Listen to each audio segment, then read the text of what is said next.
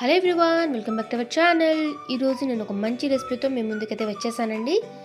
చిక్కుడు గింజల వంకాయ కర్రీ అండి. చాలా బాగుంటుందండి. టేస్ట్ చాలా రకాలుగా కాంబినేషన్స్ అయితే మనం తినే ఉంటాం కదా. చిక్కుడుగాయలు అలాగే వంకాయ కాంబినేషన్ అయితే చాలా బాగుంటుందండి. ఖచ్చితంగా ఒకసారి ట్రై చేసి చూడండి. మేము ఇక్కడ అరకిలో చిక్కుడుగాయలను తీసుకొని ఇలాగ ఒలుచుకుంటున్నాము. గింజలు అయితే బాగున్నాయండి. వీటికి చూడండి, చాలా లావుగా ఉన్నాయి, బాగున్నాయి. పప్పు చూడండి, ఈ విధంగా చిక్కుడుగాయలని ఒలుచుకున్నాము. చూడండి ఎంత ఫ్రెష్గా, చాలా బాగున్నాయి చిక్కుడుగాయ గింజలు. ఇప్పుడు వీటిని బాగా 2 సార్లు శుభ్రంగా కడగాలి. చూడండి, ఇలాగా కడిగి పెట్టుకున్నానండి. ఇప్పుడు వంకాయలను కూడా ఇలాగా కట్ చేసి నేను ఉప్పు నీళ్ళలో వేసుకున్నానండి.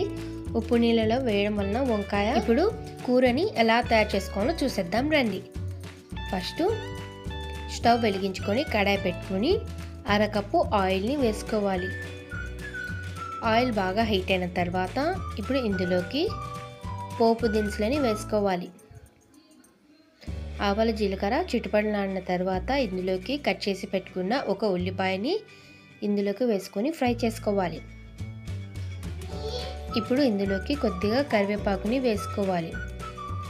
వేసుకొని గోల్డెన్ కలర్ వచ్చేలాగా ఫ్రై చేసుకోవాలి. ఇప్పుడు ఇందులోకి 4 ఎండుమిర్చిలను వేసుకొని ఫ్రై చేసుకోవాలి.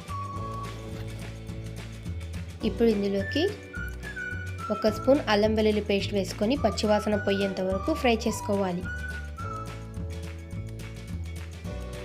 పచ్చివాసన పోయేంత వరకు ఫ్రై చేసిన తర్వాత ఇప్పుడు ఇందులోకి ఒలిచి పెట్టుకున్న చిక్కుడుగాయలని వేసుకోవాలి. చూడండి, ఇప్పుడు ఇందులోకి 2 స్పూన్ల ఉప్పు అలాగే 1/2 స్పూన్ పసుపుని వేసుకొని బాగా కలుపుకోవాలి.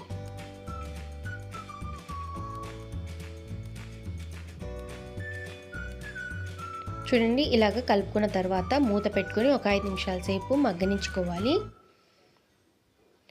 చూడండి, 5 నిమిషాల తర్వాత చూపిస్తున్నాను. చూడండి, చిక్కుడుగాయల నుంచి లైట్గా వాటర్ అనేది బయటికి వచ్చింది. ఇప్పుడు ఇందులోకి 2 టమాటాలు తీసుకొని సన్నగా కట్ చేసి ఇందులోకి వేసుకోవాలి. అలాగే వంకాయ ముక్కల్ని కూడా వేసుకొని ఫ్రై చేసుకోవాలి.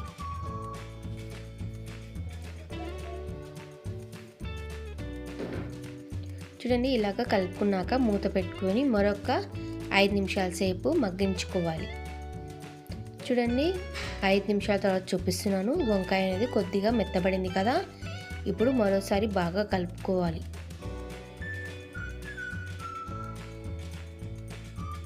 ఇప్పుడు ఇందులోకి కొన్ని వాటర్ వేసుకోవాలి. ఒక చిన్న గ్లాస్ మీద వాటర్ వేసుకోవాలండి.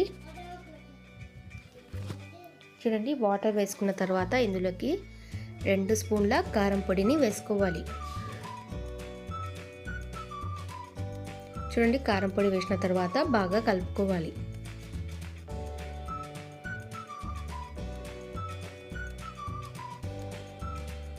చూడండి, కలుపుకున్న తర్వాత మూత పెట్టుకొని మగ్గించుకోవాలి. చూడండి, ఒక 5 నిమిషాల తర్వాత చూపిస్తున్నాను. కూరలోంచి ఆయిల్ పైకి అయితే వస్తుంది కదా. ఇప్పుడు మరోసారి బాగా కలుపుకోవాలి. వంకాయలు అలాగే చిక్కుడు గింజలు మెత్తబడిపోయాయి. ఇప్పుడు ఇందులోకి 1 స్పూన్ గరం మసాలాని వేసుకోవాలి. అలాగే 2 స్పూన్ల ధనియాల పొడిని వేసుకోవాలి.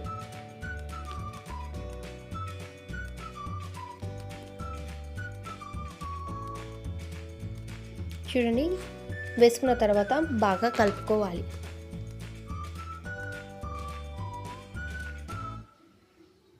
ఇలాగ కలుపుకున్న తర్వాత మరొక 5 నిమిషాల సేపు కూరని లో ఫ్లేమ్ పెట్టుకొని మగ్గించుకోవాలి.